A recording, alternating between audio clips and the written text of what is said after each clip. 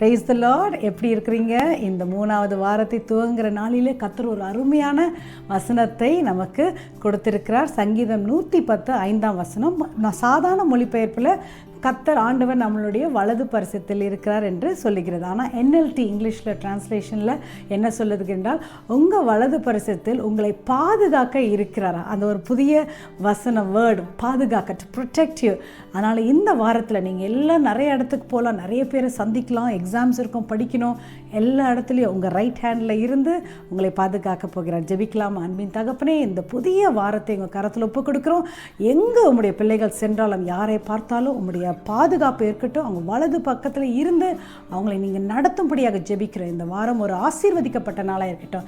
எல்லா துதிகன மகிமை நமக்கு செலுத்துக்கிறோம். In Jesus name we pray. Hallelujah. It's going to be a blessed week. ஆசீர்வாதம், சந்தோஷம் நிறைந்த நாள். பிகாஸ் உங்கள் வலது பக்கத்தில் அவர் இருக்கிறார், பாதுகாக்க இருக்கிறார். ஆமென்.